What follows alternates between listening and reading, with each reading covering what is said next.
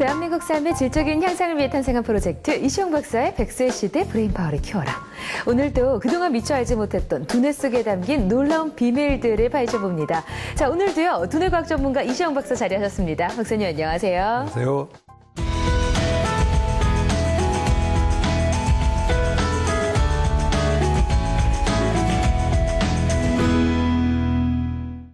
네, 최신 뇌과학 뉴스로 문을 좀 열어보겠습니다.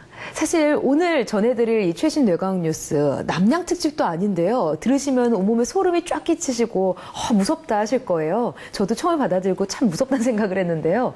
미국에서 9살짜리 여자아이가 한 아메바에 감염이 됐는데 이 아메바가 뇌를 먹는 아메바라고 하더라고요. 사람의 뇌를 먹는 아메바가 존재하는 건 좀 놀랐거든요. 어떤 이야기인가요? 그래요. 이게 미국 질병센터 보고인데 이건 아주 특수한 아메바입니다. 아메바 일종이긴 하지만 뇌를 먹는다 하는 그런 정말 별명이 있을 정도로 그래서 이게 끔찍한 아메바긴 합니다.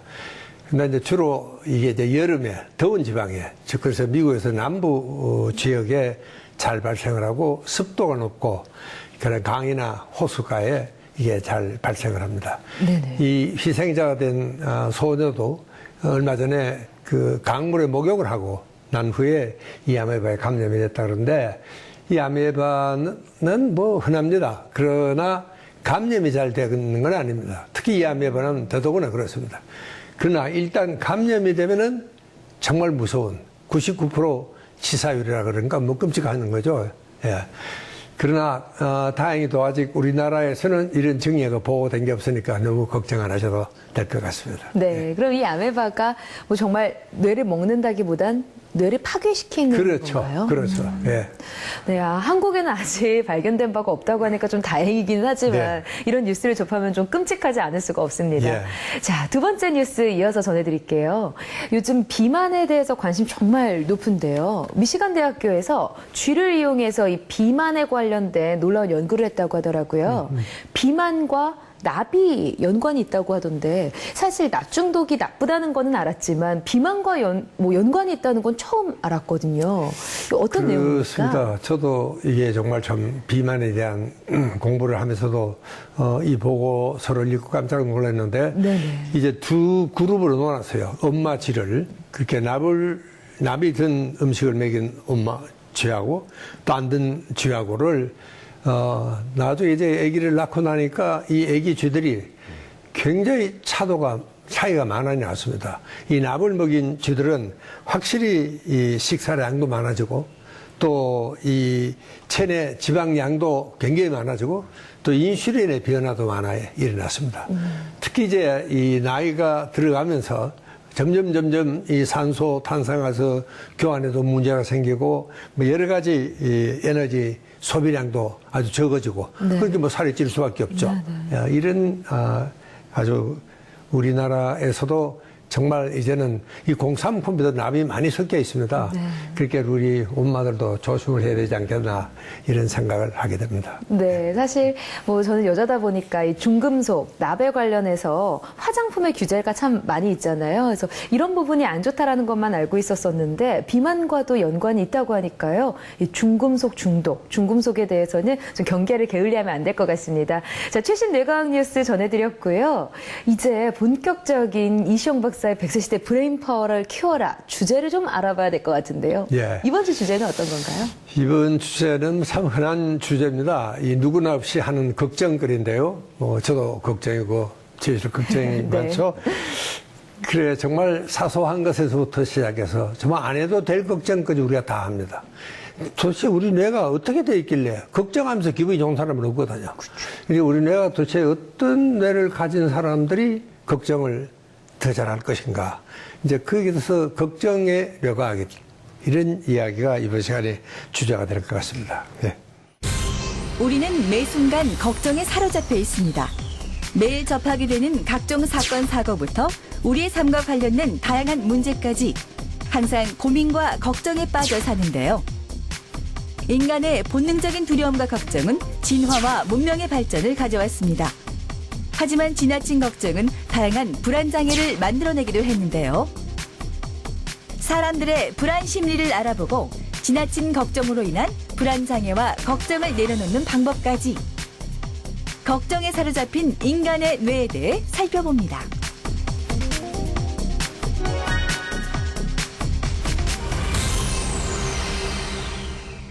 오늘은 걱정에 사로잡힌 뇌에 관련된 이야기를 좀 나눠보겠습니다. 오늘 어떤 전문가가 나오시나요? 오늘은 저 김경일 교수 모셨습니다.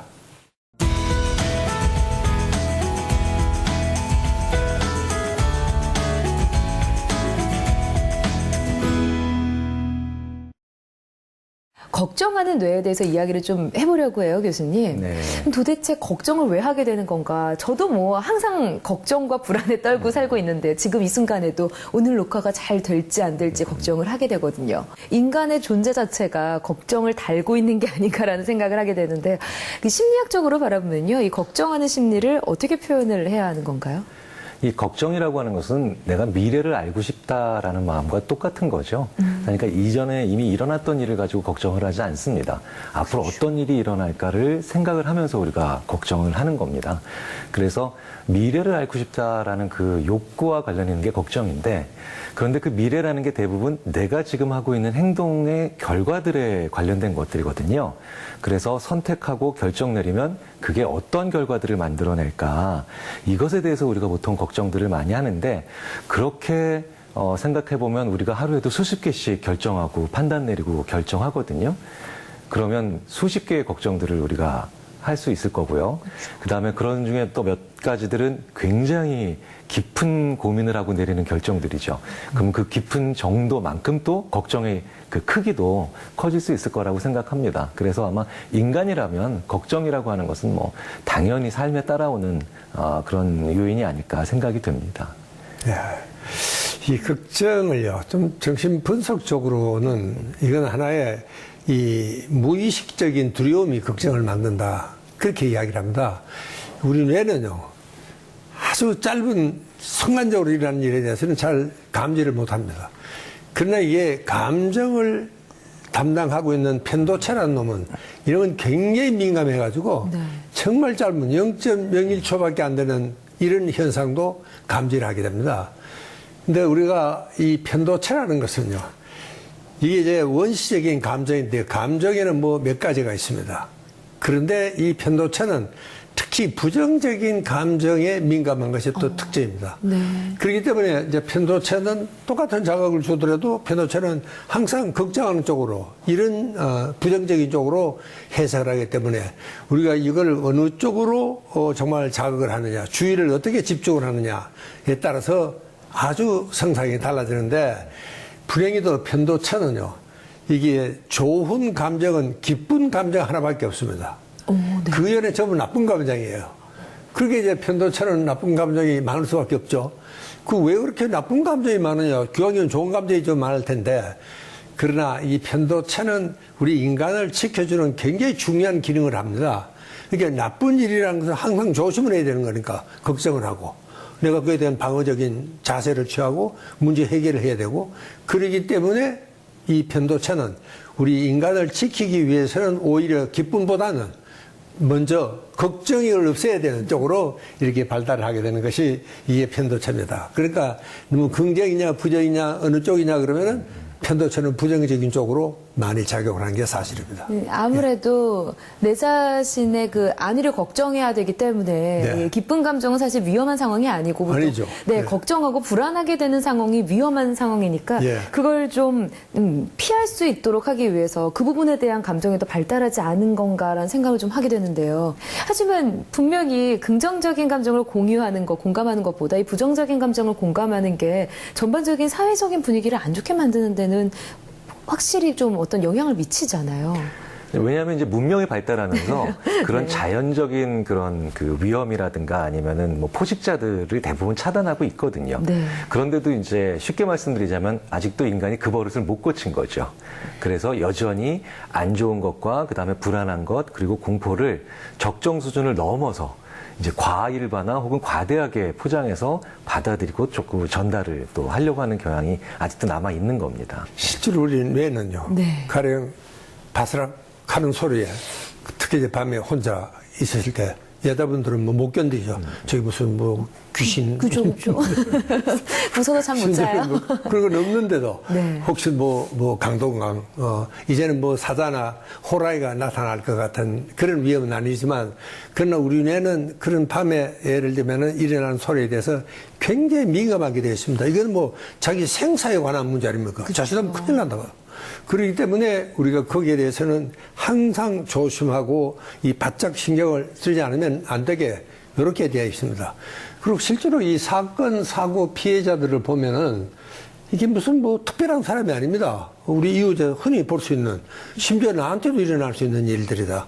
아마 이런 암묵적인 메시지가 자꾸 전해지니까 아마 사회적인 불안으로 더 확산이 되는 게 아닌가. 그렇죠. 맞습니다. 예. 그래서 실제로 통계적인 측면들을 보면은 우리가 굉장히 엉뚱한 것을 더 무서워하고 있다라는 것들을 잘 알 수가 있는데요.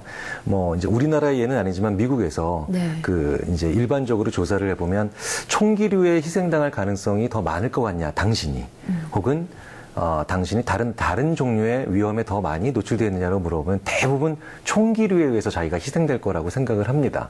하지만 미국에서 훨씬 더 많은 사람들이 1년에 자기 집 계단에서 넘어져가지고 다치거나 목숨을 잃거든요. 그런데 낯선 사람이 우리 마을에 총을 들고 나오는 거는 너무나도 경계하면서 그리고 불안해하면서 실제로 자기 집에서 자기를 언제든지 굴러떨어져서 목숨을 잃게 만드는 그 계단의 낡은 카펫은 아무도 신경을 안 쓴다는 거죠. 그러니까 불안을 너무 과하게 가지면 정작 신경을 써야 될 때 우리가 불안을 제대로 배치하지 못하는 그런 부작용이 있을 가능성이 큽니다. 이 불안을 느끼면요, 사람이 합리적인 판단이 잘 되지가 않습니다. 현실적으로 생각해 보면은 정말 그 일어나기가 힘든 일인데도 거기에 대해서 우리가 더 겁을 집어먹는다거나 그러니까 이런 합리적인 생각을 못할 수게 하는 것이 이게 또 불안의 이 뇌 하나의 기전입니다. 미디어를 통해서 보게 되는 뉴스나 영상 자료들이 자꾸 그런 쪽이 많으니까 사실 인간들은 더 그 부분에 대해서 불안하게 느끼는 경우가 많거든요. 사실 뉴스에서 나오는 일들이 좋은 일보다는 나쁜 일들을 좀 더 많이 나오게 되잖아요. 그렇게 경고를 주게 되고요. 그렇기 때문에 더 불안한 마음과 걱정하는 마음을 갖게 되는 게 아닌가 싶은데요. 거리로 나가서 좀 이야기를 들어봤습니다. 얼마나 많이 걱정을 하고 있고 얼마나 많이 불안에 떨고 있는지, 우리 현대사회 사람들 얼마나 걱정하는 뇌에 지배당하고 있는지 좀 이야기를 들어봤거든요. 영상 함께 보시고요. 계속해서 걱정과 뇌에 관한 이야기 이어갑니다. 연이은 대형 사고와 각종 범죄 사건으로 사회 전체에 불안 심리가 확산되고 있습니다. 요즘 뉴스를 보면 가장 많이 나오는 장면이 예기치 못한 사고와 범죄 사건들인데요. 이런 소식을 접하면 나에게도 일어날 수 있다는 생각에 불안감을 지울 수 없죠. 이 불안 반응은 위험에 대처하기 위해 나타나는 정상적인 반응으로 신체에 꼭 필요한데요. 하지만 간혹 불안을 과도하게 느끼는 사람들이 있죠. 바로 많은 사람들에게 나타나는 정신장애인 범불안 장애입니다. 이처럼 걱정과 불안에 떨고 있는 사람들이 생각보다 많은데요. 각종 매체를 통해 사건, 사고를 접했을 때 사람들은 어떤 생각을 하는지 알아봤습니다. 걱정되기도 하고 좀 불안한 것 같아요. 애들을 키우고 있는 입장이기 때문에 애들 때문에 걱정이 좀 많이 되고요. 사회를 살아갈 때 좀 이런 여러 가지 문제들이 있을 때 불안한 게 사실이죠. 하지만 이런 사건, 사고가 실제로 일어날 가능성은 희박하죠. 그런데도 사람들은 두려움에 떨며 앞선 걱정을 하는데요. 확률상으로는 글쎄요, 뭐 대략 봤을 때 한 10,000분의 1 정도? 저한테는 막상 딱히 없을 것 같은데. 그렇다면 실제로 일어날 확률이 낮음에도 불구하고 걱정을 하는 이유는 무엇일까요? 확률이 적어도 혹시나 일어날 수도 있을 거라는 생각 때문에. 확률이 적다고 해서 꼭 남의 일은 아닌 것 같고요. 그래서 일단 뭐 확률과 무관하게 일단 뭐 걱정이 많이 되고 있죠. 뭐 여러 가지 문제들이 계속 노출되다 보니까 그런 위험 요소들이 주변에 노출되는 것에 따라서 사람들이 더 불안한 심리를 더 많이 느끼는 것 같아요. 지나친 걱정으로 두려움과 불안에 빠진 사람들, 그 원인을 스튜디오에서 알아봅니다. 미지의 세계에서 인간의 한계에 도전하라. 살아있는 야생의 땅 남아프리카 공화국은 계속해서 도전자들을 몰아붙이고 있습니다. 벌써 다음 산악자전거 구간으로 넘어간 에딕츠 때문에 나머지 팀들은 한숨도 자지 못한 채 더욱 길을 재촉합니다. 졸려 죽는 줄 알았어요. 배에서 내려서 자전거로 갈아타니까 정말 신나네요. D팀들이 선두인 에릭제 뒤를 바짝 쫓고 있지만 앞으로 혹독한 구간들이 남아있기 때문에 지금의 차이가 승패를 가를 수도 있습니다. 이들의 도전은 앞으로도 계속됩니다.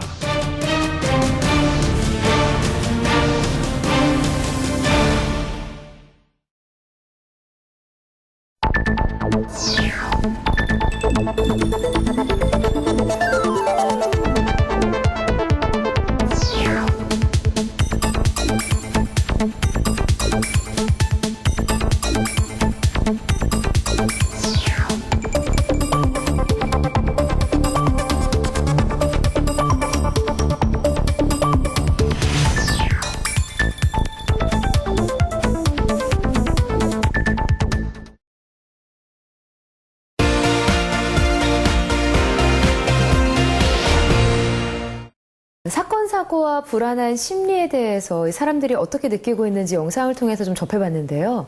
사실 아까 뭐 잠깐 말씀하셨지만 정말 위험한 상황, 정말 끔찍한 사고에 당할 확률은 적잖아요, 살면서. 오히려 우리 사소하게 우리 주변에서 일어나는 사고에 당할 일이 더 많죠.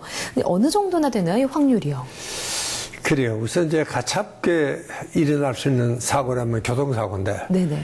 그 교통사고도 실제로 그 발표에 의하면은 그저 평생에 일어날 확률은 3사람 중에 1사람이라고 그렇게 통계가 나와 있습니다. 네네. 그것도 뭐 경미한 이 접촉사고까지 합쳐서 그런 거예요. 네네. 그리고 이제 실제로 정말 사망에 이를 정도의 심각한 경우는 1%도 안 된다.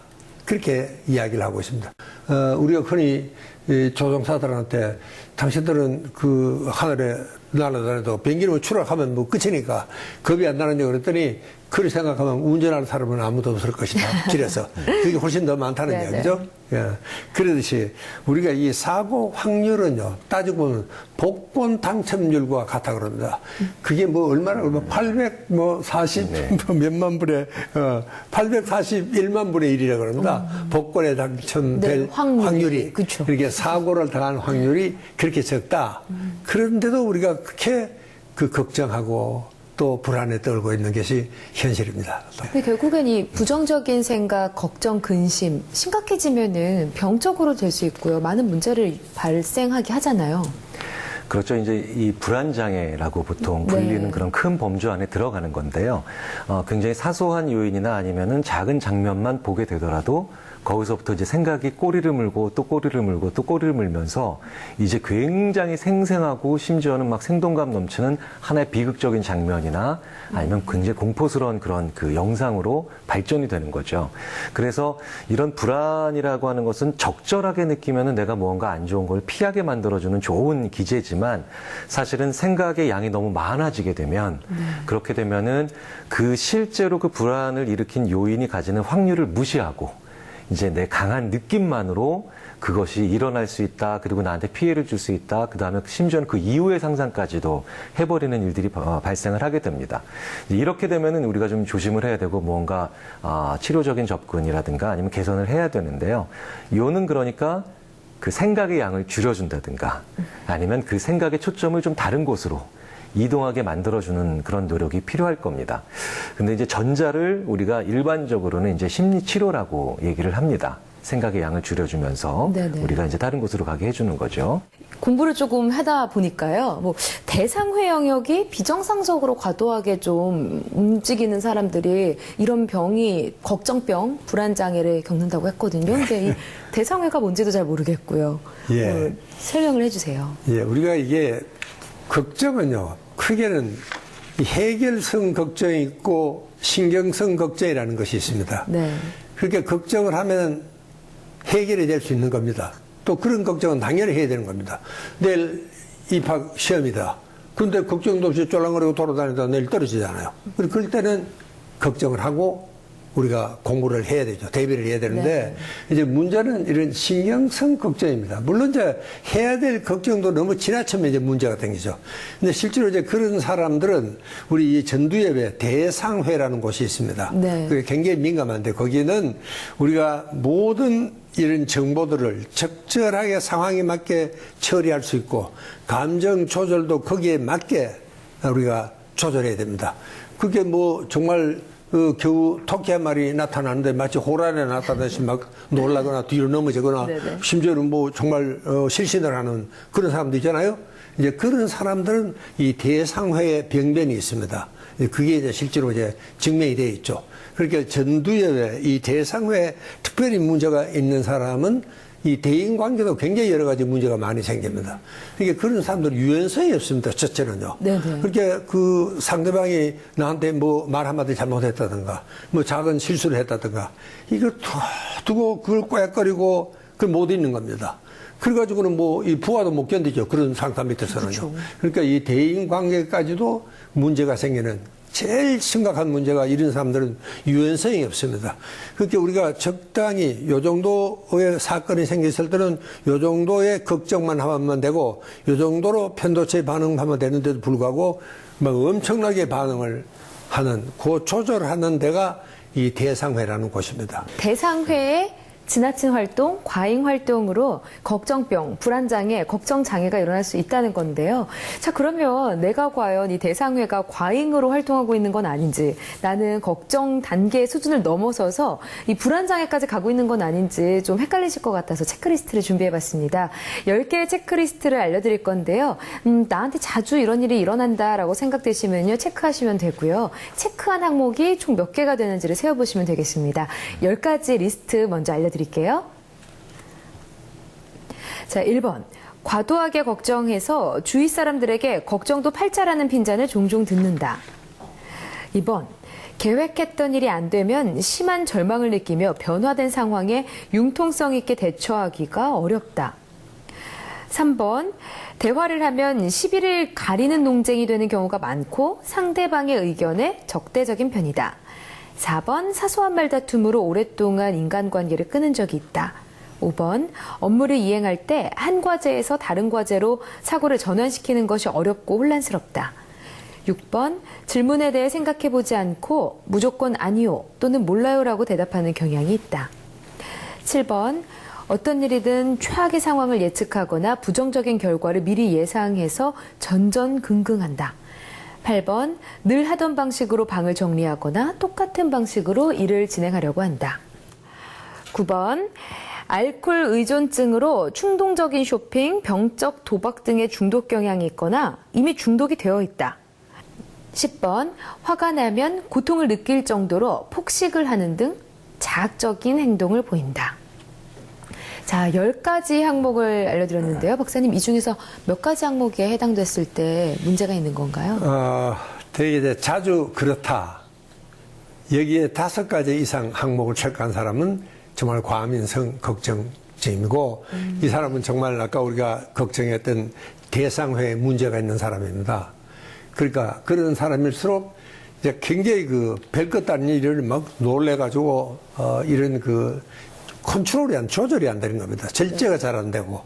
이제 그러기 때문에 그런 사람들은 정말 이 항상 어떤 문제가 탁 떨어졌을 때 자기 감정은 이게 자기 마음대로 의지대로 되는 게 아닙니다. 이 감정이라는 것은. 감정은 의지 밖에 있는 거니까. 아니, 이거 서인 왔는데 이거 좀 뭐 줄이자 그런다고 갑자기 되는 건 아니거든요. 그러자 그럴 때는 가급적이면은 이 합리적인 생각을 할 수 있도록, 그렇게 우리가 좀 의식적으로 노력을 해야 됩니다. 과연 이게 내가 이만큼 놀랄 일인가?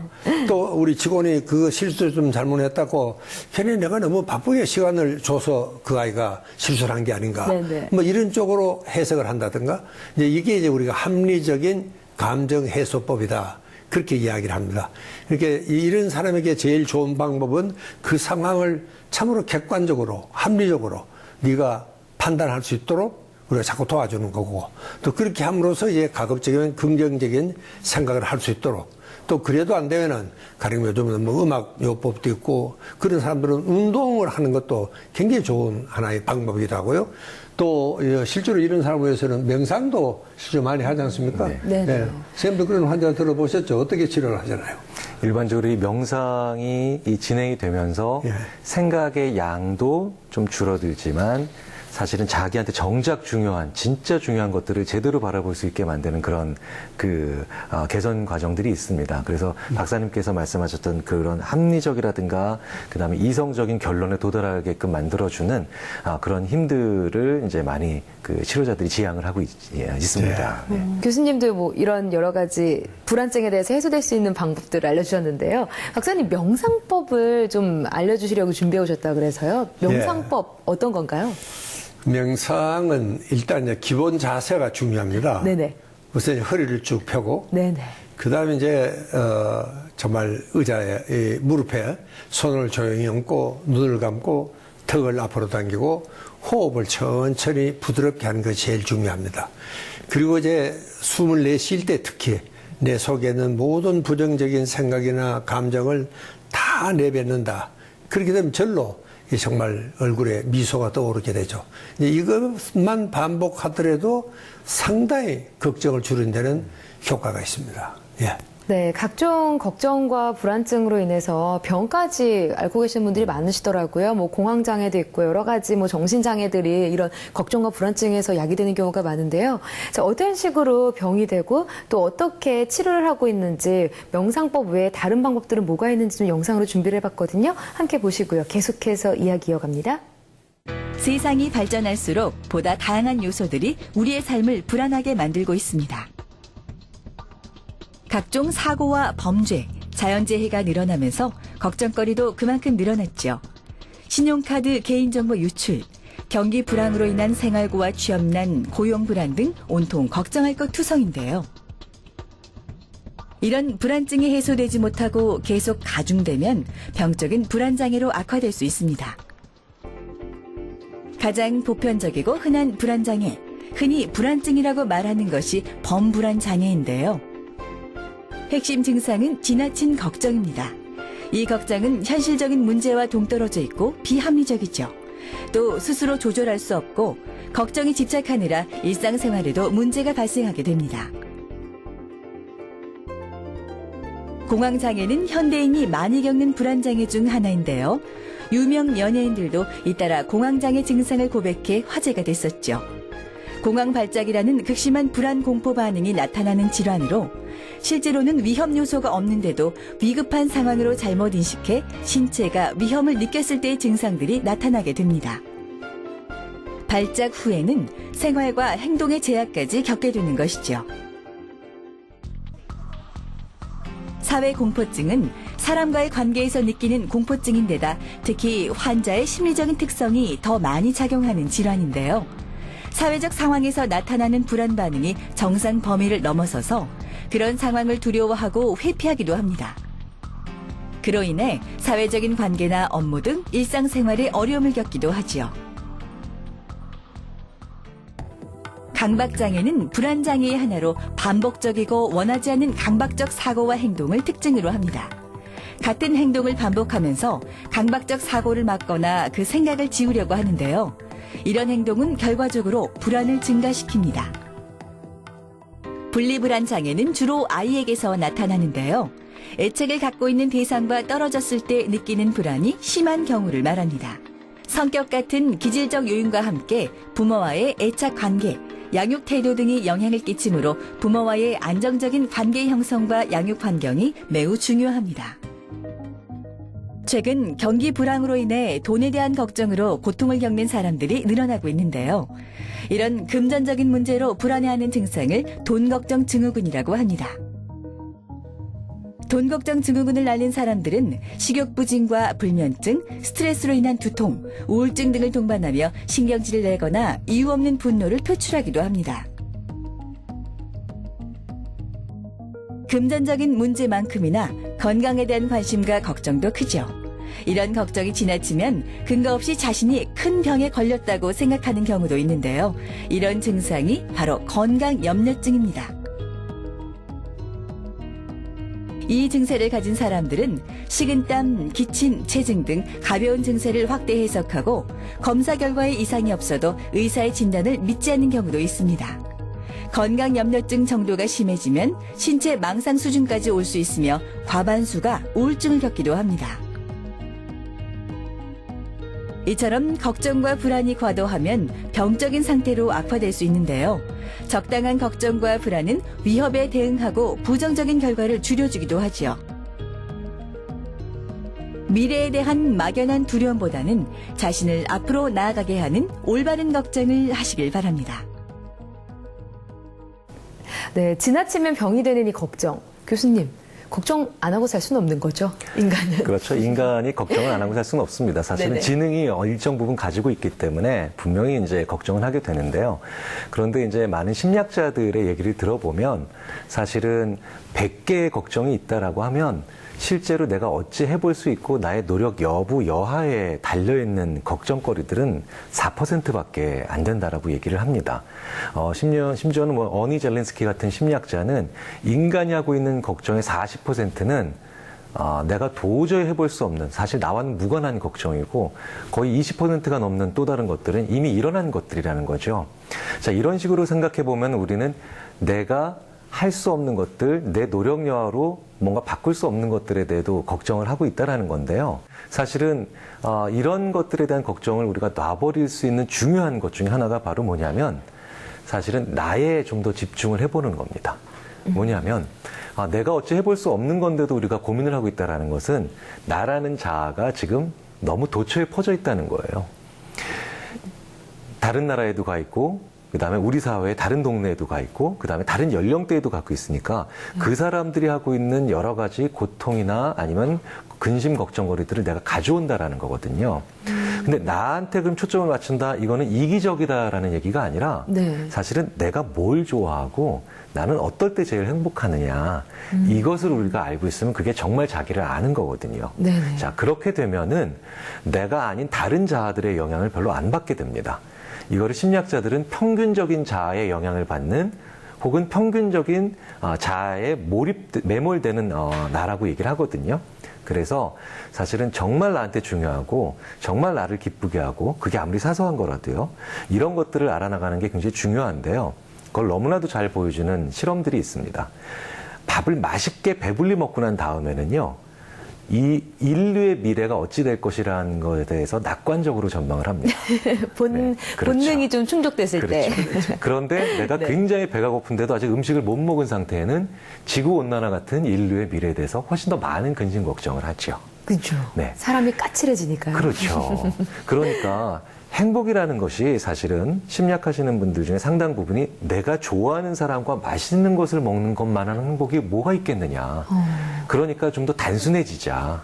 본질을 보자. 이렇게 말씀들을 하시는 거죠. 그런데 이런 사소한 것들을 우리가 많이 알아가면요. 네. 사실은 근심 걱정할 일들이 별로, 그럴 여유가 별로 없어집니다. 네, 많지 않게 돼요. 그리고 그런 것에 생각을 별로 투자를 하지 않아도 됩니다. 네네. 자, 그렇게 된다면 이런 쪽에까지도 들어가는 걱정들은 별로 좋은 걱정들이 아니겠죠. 그리고 나를 좋아하게 만들고 그 다음에 내가 나한테 소중한 것들을 찾아서 탐색할 수 있게 만드는 그런 걱정들은 굉장히 나한테 도움이 되는 그런 걱정들이겠죠. 네, 이 걱정과 불안이 결국에는 인간사에 도움이 될 수 있는 부분이 있다는 거죠. 그럼요. 이 걱정이라고 하는 것은 무언가를 준비하게 만들거든요. 그런데 준비하게 만든다라고 하는 것은 인간으로 하여금 그것에 맞게 나의 상태를 맞춘다는 얘기가 되지 않습니까? 네네. 그렇기 때문에 걱정을 하지 않는 사람들은 대부분 보면 무방비 상태로 어떤 안 좋은 일들을 맞이하게 됩니다. 그런데 걱정의 양을 적정 수준을 하게 되면 사람들은 거기에 초점을 맞추게 되고 그 다음에 준비를 되어 있는 상태이기 때문에 굉장히 다양한 경우에서 생존력을 높일 수가 있죠. 네. 그래서 걱정이라고 하는 것은 이제 우리가 과불급유라고 하지 않습니까? 그러니까 적정한 수준을 유지할 수 있는 방법을 우리가 알아야 되는데요. 한 가지 좋은 방법이 있다라고 이제 심리학자들이 말씀을 드리는 게 바로 뭐냐면 걱정 못지않은 다른 우리가 평상시에는 별로 안 좋아하는 그런 정서들이 주위에 있어야 됩니다. 예를 들자면 좋은 게 이제 단서가 슬픔 같은 거예요. 걱정만 하지 않고 걱정만 하고 행동을 하지 않는 사람들이 굉장히 많거든요. 저희 심리학이 그 걱정은 많은데 그 걱정을 해결하기 위해서 행동을 하지 않는 사람들이 왜 그렇게 많을까를 굉장히 오랫동안 궁금해하고 네네. 그걸 연구해 왔었습니다. 그런데 걱정 자체는 생각을 하게 만드는 에너지인데 그 생각으로 인해서 다시 행동을 하게 만드는 에너지는 다른 게 더 필요하다는 거죠. 뭐가 필요해요? 그런 것들이 바로 뭐냐면 슬픔이라든가 분노라든가 그 외에 그 걱정으로부터 만들어지는 적절한 또 다른 2차적인 부정적인 정서입니다. 네. 예를 들자면 이런 겁니다. 내일이 시험이에요. 내일이 시험이면 걱정되죠. 그런데 굉장히 많은 전국의 많은 고등학생들이 계속 게임을 하고 있습니다. 걱정만 하죠. 걱정만 하고 불안만 하는 거예요. 네. 그런데 그 게임을 그만두고 합리적인 결정인 공부를 하게 만드는 것은 예를 들자면 엄마가 굉장히 슬프겠구나. 이 결과를 내가 받아들고 난 다음에 나는 굉장히 힘들겠구나 라고 하는 그 걱정이 구체화되는 또 다른 부정적인 정서들이 있어야 된다는 거죠. 그래서 우리가 감성지수라고 보통 얘기를 하지 않습니까? 네네. 이 감성지수가 좋은 것뿐만 아니라 나쁜 종류의 정서도 여러 가지를 구체적으로 느끼는 거거든요. 네네. 걱정은 이런 것들을 모두 다 한꺼번에 아우른 범주 이름이죠. 이 범주 이름에서 조금 더 구체적으로 나쁘다고 부르지만 이런 부정적인 정서들을 우리가 적재적소에 느낄 수 있는 그 사람이 되면 사실은 걱정들을 좀 더 쓸모있고 행동으로 연결시킬 수 있는 사람이 되지 않을까 생각이 됩니다. 우리의 삶 곳곳에서 마주하게 되는 수많은 걱정. 그 걱정들에 어떻게 대처해야 할까요? 자신을 짓누르던 걱정에 대해 다시 한번 생각해보게 하는 일화가 있습니다. 한 남자가 물이 담긴 유리컵을 들고 있습니다. 이 컵의 무게는 얼마나 될까요? 각자 생각하는 컵의 무게가 다를 텐데요. 컵의 무게를 직접 재기 전에는 정확히 알 수 없겠죠. 이 남자가 컵을 몇 분 더 들고 있으면 무게가 어떻게 될까요? 컵의 무게에는 아무런 변화가 없습니다. 그렇다면 1시간 동안 컵을 들고 있으면 어떻게 될까요? 오랜 시간 컵을 들고 있었으니 팔이 저리고 아플 겁니다. 이 물컵을 하루 동안 들고 있으면 팔이 무감각해져 근육경련과 마비로 병원 신세를 지게 될 수도 있겠죠. 이 모든 과정에서 컵의 무게는 변함이 없었는데요. 그렇다면 남자의 팔을 아프게 한 것은 무엇이고 그 고통에서 벗어나기 위해서는 어떻게 해야 할까요? 여러분은 답을 찾으셨나요? 네, 그렇습니다. 컵을 내려놓기만 하면 됩니다. 우리가 삶에 많은 걱정을 대하는 것도 이와 비슷합니다. 사람마다 걱정의 크기와 무게가 다른데요. 가벼운 무게의 컵이지만 계속해서 들고 있으면 힘든 건 당연한 일이죠. 어떤 걱정이건 계속 짊어지고 있으면 더 힘들 뿐입니다. 때로는 과감하게 당신이 들고 있는 걱정의 컵을 내려놓아야 합니다. 컵도 걱정도 내려놓으면 한결 가벼워지니까요. 프랑스 철학자인 알랭 바디우는 걱정에 대해 이렇게 말했죠. 걱정 없는 인생을 바라지 말고 걱정에 물들지 않는 연습을 하라. 이는 현명한 걱정은 하되 불필요한 걱정에는 물들지 말라는 뜻으로 해석할 수 있을 겁니다. 또 공자는 생각이 천리 밖에 있지 아니하면 근심이 책상과 자리 밑에 있다고 했는데요. 멀리 보고 크게 생각하는 것이 불필요한 걱정을 몰아내는 지름길임을 깨닫게 해주는 명언입니다. 적당한 걱정은 변화와 발전을 가져오지만 지나친 걱정은 몸과 마음, 삶까지도 해칠 수 있다는 것을 명심하시길 바랍니다.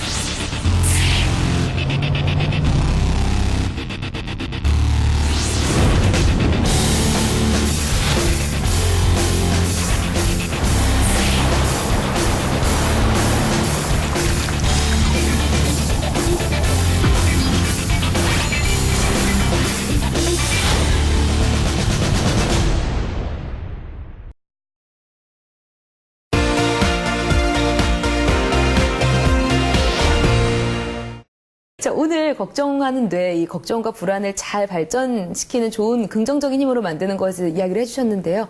끝으로, 그래도 아직까지도 이 걱정병에 쌓여서 살아가는 이 현대인들에게 한 말씀 해주시죠, 교수님. 이 걱정의 가장 큰 뿌리에는 이제 불안이 있죠. 근데 이제 불안이라고 하는 것은 무언가 바꾸는 걸 제일 싫어합니다. 자, 그렇다면 좋은 걱정이라는 거 하는 것은 뭔가 변화를 만들어내거나 변화를 추구하게 만들어주는 걱정일 거고요. 네. 그 다음에 지금 있는 데서 조금도 바꾸기 싫다. 지금 이 자리에 계속 있고 싶다. 그렇게 만들어주는 걱정들은 우리가 조금 그 걱정을 한번 걱정해 볼 필요가 있지 않을까 생각이 듭니다. 네. 박사님 한 말씀 해주시죠. 그래, 걱정도 팔자라 하는 말도 있거든요. 오히려 걱정을 하면서도 걱정을 즐기는 듯한 이런 환자를 만날 때가 있습니다. 그렇게 정말 걱정이 있으면은 행동으로 옮겨야 됩니다. 그냥 앉아있어서는 안 된다. 그게 뭐든지 우선 자리로 옮겨드는 방법도 있고요. 뭐든지 행동으로 옮겨라. 저는 그 이야기를 꼭 드리고 싶습니다. 네. 자, 오늘 걱정에 관련된 좋은 이야기 해주신 김경일 교수님, 감사합니다. 고맙습니다.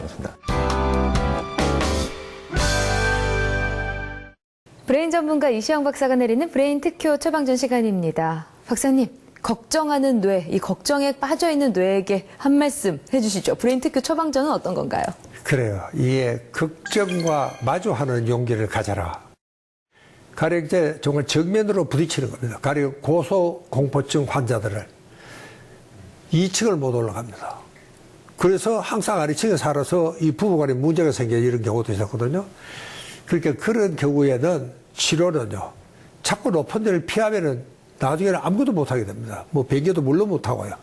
이게 그런 사람들에게 우리가 흔히 폭포요법이다. 그런 말을 쓰는데, 아예 그러면 걱정거리 속으로 집어넣어버리는 겁니다. 그러니까 고소공포증 그러면 데리고 의사가 저 한 20층 꼭대기까지 올라가는 겁니다.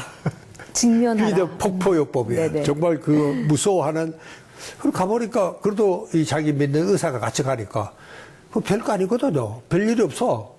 그러더니 괜찮구나. 이제 이렇게 해서 치료가 되는.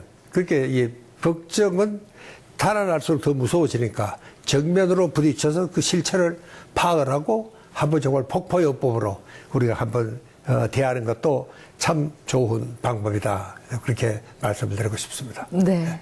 걱정과 불안하게 하는 그 요소들을 직면하는 것. 결국 내 자신을 이기는 방법은 나에게 있다는 것, 나에게 달려있다는 것을 잊지 말아야 할 것 같습니다. 이시영 박사의 브레인 특효 처방전이었습니다.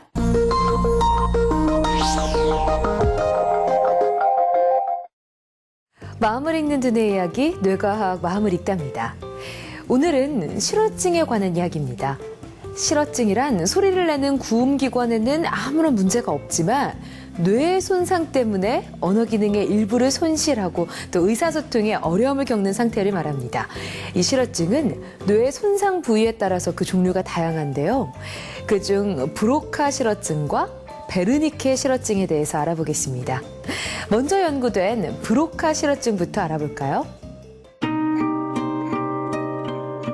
1861년 프랑스의 신경의학자 폴 브로카는 텐이라 불리는 환자를 만나게 됩니다.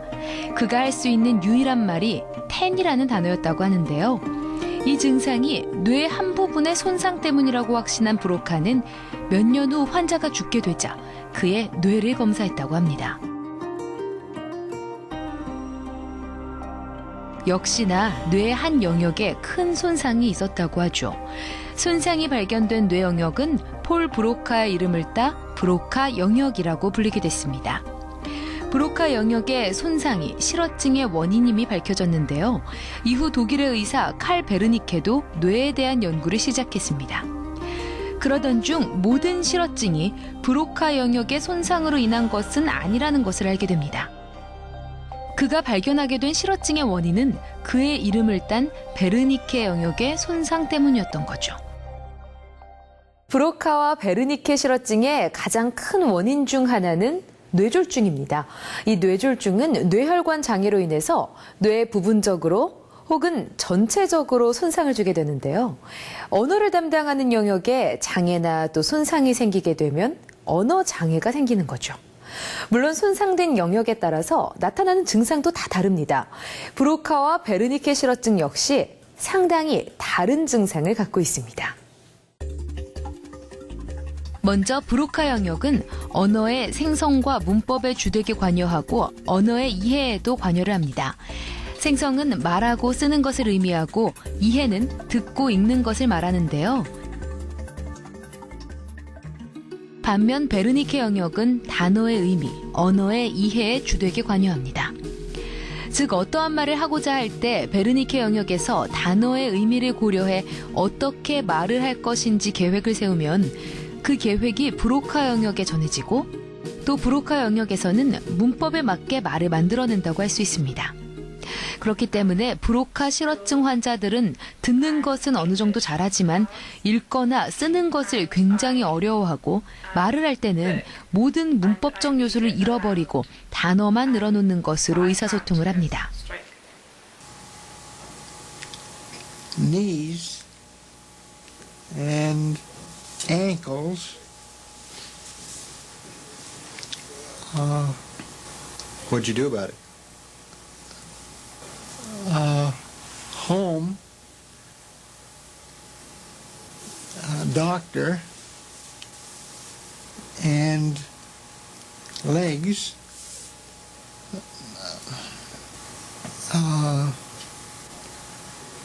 walking, no good. 반대로 베르니케 영역의 손상을 입으면 말을 아주 유창하게 한다고 합니다. 하지만 가만히 들어보면 정말 말도 안 되는 말을 늘어놓는다고 하는데요. 억양이나 제스처도 보통 사람들과 비슷한 수준으로 살아있어서 유창해 보이지만 아무런 의미가 없고 앞뒤도 맞지 않는 말을 하게 된다고 합니다. What's this? You know, the big end right there, end of the football. End of the football? It influenced the football right here. They cause it in, see? Yeah. The end of it, see? Yeah. Oh, we have a lot of things, see? I don't understand. 브로카와 베르니케 실어증의 공통된 증상은 다른 사람의 말을 따라서 말하는 것이 불가능하다는 겁니다. 브로카 영역은 언어를 만들어내고 그것을 입으로 말하도록 하는 역할을 합니다. 때문에 이 영역을 다친 환자들은 들린 말을 그대로 입으로 옮기기가 힘들어지는 거죠. 또 베르니케 영역은 들리는 말을 해석해서 브로카 영역에게 전달하는 역할을 하는데요. 베르니케 영역을 다친 환자들은 다른 사람의 말을 이해할 수가 없는 거죠. 때문에 다른 사람이 하는 말을 올바로 따라할 수가 없어지는 겁니다. 뇌 손상으로 일어난 실어증. 이 실어증 증상은 언제까지 계속될까요? 실어증은 보통 자연스럽게 치료되는 경우도 많다고 합니다. 하지만 치료를 하면 더욱 빠르게 치료할 수 있겠죠. 브로카 실어증의 경우에는 환자에게 지속적인 질문을 해서 계속해서 말을 하게 하는 치료를 하는데요. 여러 가지 단어를 떠올릴 수 있도록 하는 것이 효과적이라고 합니다. And what happened after the stroke with your speech? But I can't. You have speech problems? Yeah. Do you know what that's called? Yeah.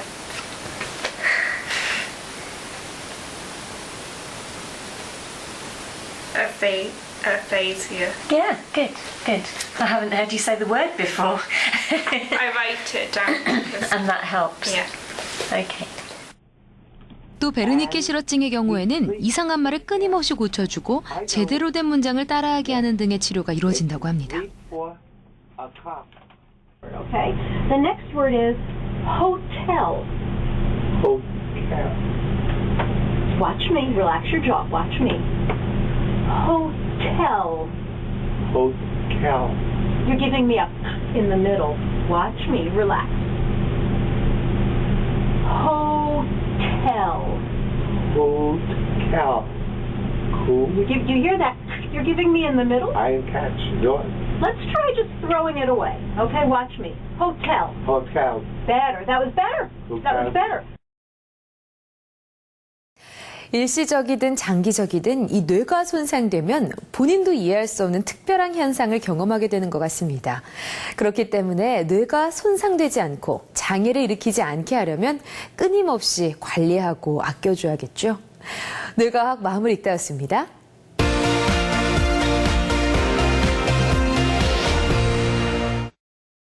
자, 오늘은요, 걱정하는 뇌에 대한 이야기를 좀 나눠봤는데요. 오늘도 역시 이 시간 동안 했던 이야기를 가지고 퀴즈를 준비해 두셨죠?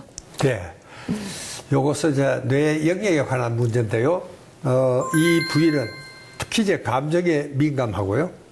또 오히려 긍정적인 감정보다는 부정적인 감정에 더 민감하고 네. 또 여기가 좀 과열이 되면 우리 몸에 굉장히 아주 걱정거리도 많아지고 또 과격해지고 이런 영역이 있습니다. 여기는 어딜까요? 뇌의 어떤 부분일까요? 보기를 드리도록 하겠습니다. 1번은요, 편도체, 2번은 편구체, 3번은 편도선입니다. 셋 중에 어떤 편으로 시작하는 말이 정답일까요? 이 중에서 정답이라고 생각되시는 것이 있으시다 하면요. 아래 나가고 있는 YTN 사이언스 홈페이지 들어오셔서 이시영 박사의 100세 시대 브레인 파워를 키워라 정답 퀴즈란에다가 올려주시면 되거든요. 이름과 정답 그리고 주소, 전화번호까지 올려주시면요. 저희가 추첨을 통해서 정답자 분들에게 브레인 잡지를 보내드리도록 하겠습니다.